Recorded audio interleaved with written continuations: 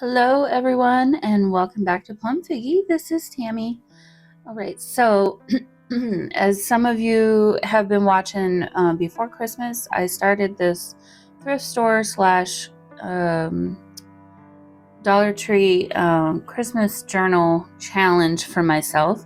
I was able to get one Christmas journal created before the holidays, and I had wanted to do this other one, but kind of ran out of time. We did some traveling before Christmas, and then Christmas happened, and I've been sick since we got back from our trip. And yeah, so anyway, as I was on the trip, I realized I was kind of stuck on making a Christmas journal with what was left. And it occurred to me that really what I wanted to do is a lot of snowflakes, and I kind of wanted to do kind of a Scandinavian type feel with, like the little Scandinavian little towns or houses kind of scenes, and just kind of like the snowflakes, because I thought that would be a really fun theme.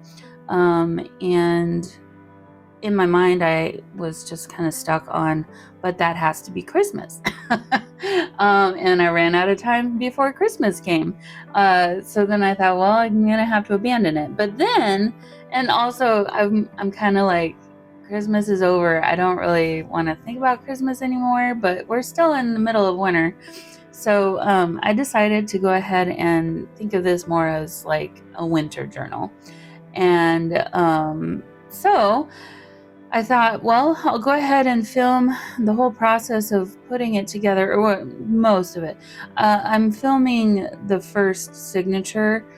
This one has 5 signatures, but filming, decorating the first signature, and I did do the rest of them on my own, because otherwise this video would be like 5 hours long, even at the sped up time. Here I've got this sped up. Obviously I'm not moving this fast in real life. But yeah, so I thought I'd bring you along from start to finish, mostly. And you could kind of see the whole process, I guess, of putting a journal together, or this journal anyway. So as you saw on the very first page, I was, I guess, doodling or just drawing a tree. You could call it a Christmas tree, I suppose. And then now here I'm creating the first little house scene. I'm doing this right now with a black gel pen. It's fine, but after I finished it, I was kind of feeling like I wasn't sure if I liked that look necessarily as much as I was hoping I would. And then later on, you'll see that I switched to a white paint pen. I had to try a few different ones before I could find one that was really working for me. In the end, I had just bought some new Archer and Olive acrylograph pens, which are the acrylic paint pens from Archer and Olive. And there was a white pen in 2 of the sets that I had bought. So I just pulled one of those out, and that one was working the best for me. I tried also a Bic white paint pen, the Sharpie. Sorry, not Bic. It was a Sharpie brand, and it, I'm sure, would work fine if it was a brand new pen, but it's one that I've had in my stash for, I mean, it's been sitting in there for a couple of years at least, so it was kind of giving me some fits and things. But so I kind of abandoned that and went back to the Sharpie, or the acrylograph. So, and then actually, the one that I just did, I do come back and paint over the black windows and door and trees with that white paint pen again, because I kind of like the look going forward from doing the next scenes that we haven't seen yet. So, and then yeah, that last page I was attempting to make some snowflakes or draw some snowflakes, which I guess they're okay, but not my best thing ever. And the white pencil that you see there, that's a Stabilo. Um, is that an all pencil? ALL. Typically you would see those in black, but they also come in red and white. And I found a set of black, red, and white ones on Amazon once. And so I have them just in my stash, and they're really cool pencils. So they're really good for drawing with. Typically you'd probably use the white one for, like, if you're drawing on black or craft or gray tone paper maybe. You can smudge them with your fingers, especially the black one. I think that's why the black one is so popular, but you can also wet them and they'll kind of act like a watercolor pencil in some ways too. So they're really kind of versatile pencils. So it's a good thing to add to your stash if you're looking for something like that. It's good for adding kind of highlights or shadows, I suppose, if you're using the black one. But anyway, so sorry, I'm so behind on what I'm doing. Explaining what I'm doing. So the okay, I'll come back to that. So right now I'm shooting some bee footage of me preparing these snowflake ornaments. So they're just white plastic ornaments, which I guess would be fine as they were, but I wanted to glitterify them, and so here I'm just using some Mod Podge to cover the whole snowflake with, and then I'm gonna sprinkle my glitter over the top. All of these things, I guess not the Mod Podge, but and you can get Mod Podge at the Dollar Tree. But everything here was from the Dollar Tree: the glitter, the snowflakes, and even that paper, and not the paintbrush, I guess, but yeah, so this was like a multicolored, darker glitter that was in the pack. I wasn't sure if I really wanted to include this, but it's pretty. And then with the extra glue on the paper, I was thinking I would somehow salvage that and use it in the journal somehow. Spoiler alert, that doesn't happen. I ended up just throwing all that away because it just wasn't working. So, but this technique is working, and I don't know. I suppose I could have done it in a better way to save more of the glitter, but at the end of the day, I really don't use glitter ever. I don't really own much glitter, honestly. It's so messy, and especially this glitter from the Dollar Tree is messy. So this is now a few days later. These have since dried, and I wanted to seal in that glitter because I didn't want to have a messy, glittery journal. So I'm taking some PVA glue and just put that and paintbrushing that over the top, and I let that dry for a few days as well on that glass mat there. And so at the end now, we've got some glittery snowflakes that are not going to shed any glitter. And here I'm trying to make it into a tuck spot. I don't know how successful those are going to be. They may just be decoration. But I'm going to try and tuck something into those. So I've got them spread out throughout the journal. So here we go for little town scene, I guess, number 2, and adding some white paint there that, again, I got that from the Dollar Tree, and just kind of making it look like snow, or at least I'm trying to. And the craft paper that I'm using also is from the Dollar Tree. It's one of the rolls of craft paper that, well, probably wrapping paper, I guess, or packing paper. You could use it for packing paper as well. And then what I did was I just took big pieces of that, and the white paint that you just saw. Yeah, here I'm struggling with this Bic Sharpie, and sorry, I keep trying to say Bic. The Sharpie paint pen, and it's just really globby and not very easy to work with. It's like starting and stopping, and then there's paint in there, but it's just not coming out the way I want it to. So anyway, back to the bigger piece of craft paper. So I took that white paint and spread that across there, the craft paper with a credit card, or what I used was a hotel key card, because that's what I had available. But you could use an old credit card or like a gift card or something like that. Or if you have actual art tools, they make tools like that would do that too. And I do have some of those, but I was trying to be thrifty minded, I guess, and using, things that might be trash or thrown away, to reuse them in a different way. But the trees on the left side, I had so much paint come out of that paint pen. Thankfully, I was able to salvage it, and it just looked like very snowy on the left side. Those are very snowy trees.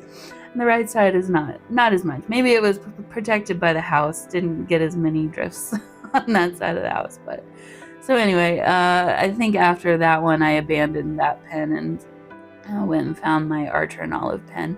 I do have a white gel pen also that has been sitting for too long, and that one, I tried that first actually, and that didn't work either. Here was some more snowflakes that I was trying to draw with that silver and gold pen that I showed. So I think it's called Deco Art, and I can't even tell you the brand. Another one that I've had for many years that doesn't get used hardly ever, and only the silver side even works right. So these here are some floral stems that I got from the Dollar Tree. It's just one stem, and the leaf is kind of like a poinsettia, I guess, but the leaves are gold, and then there is a little bit of glitter on the leaves too. So I guess there is some loose glitter in this journal from those, and yeah, you can see me brushing that away. I feel like I'll be finding glitter in all kinds of places for the next few months. But yeah, so I added those as kind of like tabs throughout the journal, and I really like how that turned out. That's what I had in mind when I made that one, or bought that one. So okay, so that's kind of basically how I was decorating the signatures. Oh, I guess maybe I did show signature 2. I don't know that I showed all of them though. I'm trying to remember, but at least we're going to look at signature 2 now. So I think this now is my acrylograph pen, and it's working a whole lot better, as you can see. And just drawing another little, I guess, Christmas tree here. I found this design, I don't even know, probably on Google Images, and kind of took inspiration from it. It's an easy one to doodle. I'm not a big doodler. I don't really draw naturally. It's not something I naturally seek out to do, but that's something that I want to get better at, and something I want to practice more of. So I'm trying to, reach out, and not reach out, but branch out and do more things like that kind of intimidate me. It intimidates me to draw things like that. So okay, so here is a sheet of rub-ons that I also got from the Dollar Tree. They're very sparkly gold, even more so when you take the top part off and actually put them on the page. These actually did have a learning curve to them too. I tried 1 or 2 of the little tiny stars, and I was using a rub-on tool, the Tim Holtz rub-on tool, that metal, it looks like a little pencil, but it's a rub-on tool, and it was completely failing. It was actually too much. So I found all you really got to do is rub it with your finger there, or something soft like a finger. It doesn't need much, really. Um, so yeah, so since I only have one sheet to use, and there's only one alphabet, like only 26 letters, and it's not really, I don't think, meant for a winter kind of style, because there are actual blooming flowers as part of this. But there were a lot of things like this one here where it's kind of like just a branch or ivy. It's not ivy, but like um, it, not necessarily a theme or time frame type of plant. You would see this with winter or Christmassy things. So there was that. There's some little teeny tiny little stars, and some hearts, and some like floral looking bulbs, but weren't. I I don't know how to describe them. Basically, I used everything except for the actual flower looking ones. So there was a lot of these little branches and things like that. And then I cut out the word Noel, and had to use a website that helps to unscramble letters to figure out what word would be appropriate with the letters that I had left. And the only thing that I really could come up with was the word magic. So those are the two words that I used in the journal, and I think it works. But here you can kind of see I'm just kind of adding them throughout the little scenes and on the different pages. And then I totally forgot to mention that hot pad holder that you saw earlier. So I had bought two of those came in a package. I found out later they were actually from the Dollar Tree, but I actually found them at the thrift store that I had bought the stocking that I'm going to use for the cover of this journal. And so I just took the fabric from that. It had a really pretty silver snowflakes on it that were kind of glittery. Again, they don't shed. The glitter doesn't shed. But just took that off and turned those into tuck spots. So I used some glue stick to tack that down, but I will come back for those and the leaves that I added as tabs, and I do sew those down with my sewing machine. So yeah, so here I just put down that word Noel. I think this page is really pretty. And then that little piece that I just added is a really small little heart, kind of misshapen. Kind of looks like a blob, but it's a heart. I promise.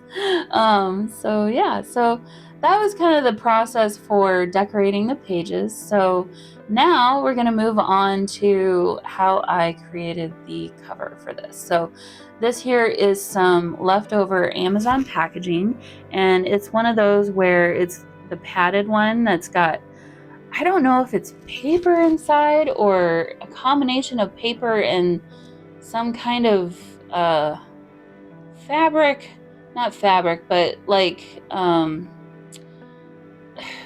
cloth pulp.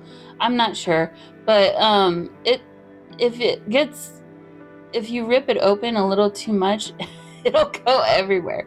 So that piece of paper I glued down was just literally to stop it from leaking everywhere. And then every cut I make, I am immediately zigzag sewing that edge so that nothing comes out. I want to keep all that stuffing inside. So that's what I'm doing there.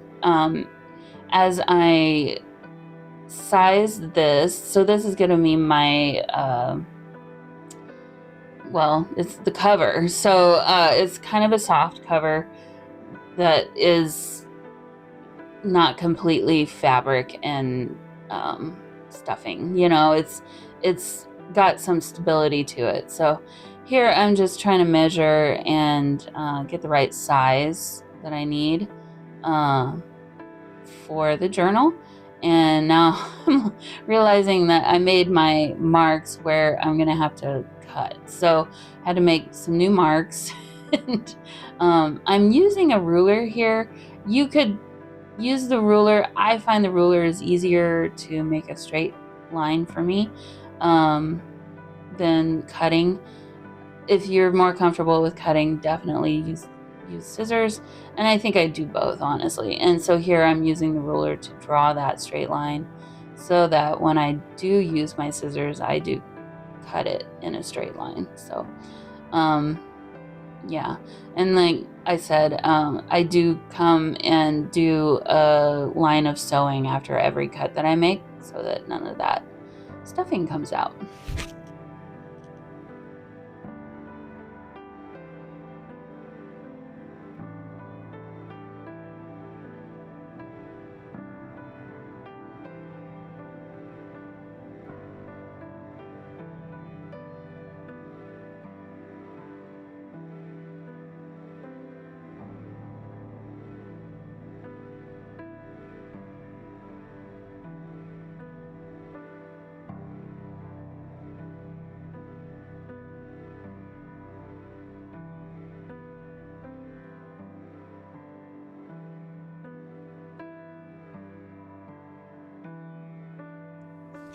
Alrighty, so now it's time to tackle this stocking.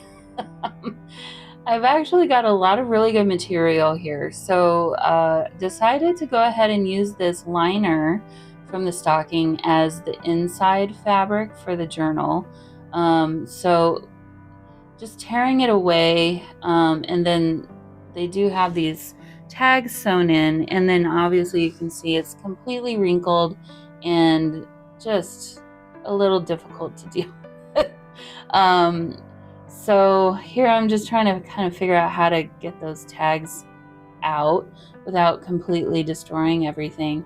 Also, because there's a curve from the stocking for where the toe of the stocking is, I just ripped up the seam there to get it to basically lay flat. And so here I'm just opening that seam and removing the tags, and then now I'm just gonna sew that seam back together. And I'm using this white, well, it's off-white cream colored thread.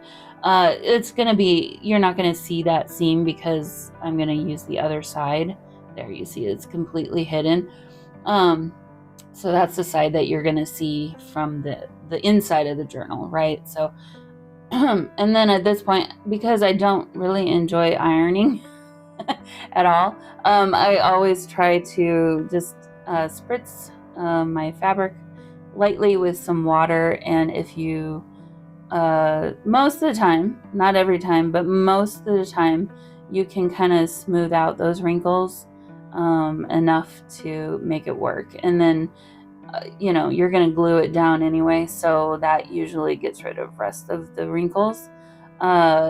This one was a little bit more wrinkled. I probably should have taken it to the iron, but I didn't. And then so then most fabrics, when you rip it the way that I did, it rips in a straight line. Well, this one, not so much. It was difficult. So there you can see I don't have enough fabric to really cover the entire thing. So at this point, I'm just going to have to do a little bit of patchwork, which actually makes it more interesting in the long run. And I think gives it more character and makes it look more homemade and interesting. So here I'm just adding a few pieces. This piece on the right side actually ends up becoming a pocket on the back side on the very end of the journal. And you'll see more later as I continue, but this will become a pocket in the back, which actually turns out pretty nice. So gonna go ahead and just sew those two pieces on and then start to glue this onto the base of the Amazon packaging. But I shouldn't have done that. I shouldn't have started to glue that at first, but here you can see this patchwork has been sewn on, and just getting rid of all the extra little threads here, and got a little bit ahead of myself now with gluing it on. Oh yeah, and there's just lint and little thread pieces everywhere. So I don't typically do this. I don't normally have a lint roller next to me, but I did for whatever reason because I was using it for something else. And anyway, it came in handy. I'm glad that I did that because sometimes you want to just make sure everything's nice and clean, because you don't want to sew those little pieces of lint or threads into the actual work, right? So yeah. So here I'm using my Fabri-Tac and spreading it out because it was pretty thick, and this fabric is a bit thin, so I didn't want the glue to come through. And unfortunately it did in two places. Right there, you see there, it's a little bit lighter in color. I'm trying to rub it out, but it's not really helping. And then right there at the peak of that little pocket kind of came through again. So I will come up with something to hide those, but decided to move on to the outside cover. And all of this here, I didn't want to include the velvet of the stocking, plus the base of that Amazon packaging was plenty of stuffing and padding. We didn't need all this other on top of that. I was able to get rid of most of it, but it was sewn into the seams, and right now I'm trying to figure out how to handle that. So again, had to open it up after I figured out which seam I needed to open, which side would be the front and which side would be the back, and now I'm just kind of trying to measure and get it cut to the right size. So I decided to start there on the bottom, since that one was a little bit more fiddly because of the shape of that piece of fabric. And then I knew I had more room to work with on the top side, but I wanted to get as much of that design in the front cover as I possibly could. So I decided to start there at the bottom. Removing some more of this, and this is now like, I'm trying to get rid of this, but it's really in there because it's been sewn in, and I'm trying to just give it a haircut, but that's not even really doing anything either. So decided to do something else, and yeah, you can see I'm thinking my finger starts to tap, and I decided that, okay, well, I do have to open that seam up anyway. And actually I'm really glad that I did, because I love the way that the seams look with them having been sewn together. The other thing was, because this is velvet, and the way that it was sewn, that seam was kind of bumpy. There was too much bulk there, and so I wanted to kind of reduce the amount of bulk. So in the end, I decided to overlap them like this and then re-sew it so that it would be more flat. And of course, the fabric wanted to fold back up into that same the way it was before, as it was sewn as the seam. And it's not perfect, but this I think again adds more character, and it's not straight, and that's okay. But I'm really glad that I decided to do that. Here I'm just cutting away that very top piece. It wasn't going to be needed, and it was again a bulky piece. I totally failed in my editing here, where you can see there's more pieces of velvet on the inside. I decided to use some of the bits and pieces that were left over from the outside of that stocking to make some more pockets on the inside, and just kind of pieced those on and sewed those on before completely gluing the inside down. And so, yeah. Sorry, I did not film that. I apologize. I thought I was filming and I guess I wasn't. And then here I realized I was kind of a little bit too close on the front cover fabric, and you might have seen some of the Amazon packaging there. So I decided, since I had already kind of done this and I've got extra fabric on the bottom on the other side of the journal, I added a few more bits and pieces of fabric on the edges there to kind of hide some of that. And so I will sew all around the entire perimeter of this journal cover as soon as I finish gluing it all down.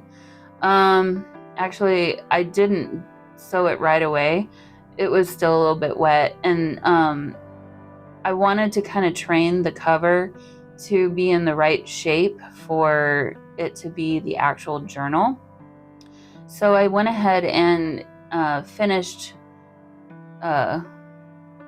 doing all the cutting and shaping of everything, gluing it down, and then I decided to put that book block of the signatures back inside, and I think I just left it overnight actually and came back the next day and finished sewing the perimeter and everything. So you're not going to obviously know that because the magic of editing videos and all that stuff, but yeah, so here I'm just kind of piecing things together, adding more little scraps to make it look more homemade, and I think I ended up doing a pretty good job of that. I'm really proud of this journal, actually. It was a struggle for me, I'm not gonna lie. You can sometimes tell when it takes me a while to get going on a project. Like the initial excitement was there, but then I was feeling intimidated by the drawing part of it. And also I was feeling a little intimidated about this velvet stocking because it was so pretty, and I knew I couldn't mess up because it was the only one that I had and all that stuff. So, all right, so here just showing you how it's now all sewn together. I just did zigzag stitches along the entire perimeter, and I messed up because I ruined this pocket because I sewed the perimeter of the back cover and the front cover, and totally forgot that there was this pocket in there, and so it's probably not really usable anymore, but I guess it still looks pretty. So yeah, that was a big bummer. That was the one thing that I didn't like what happened in this journal. But okay, so now it's time to sew in the signatures, and I need to create a template so that I make sure to get them in the right place. There are 5 signatures.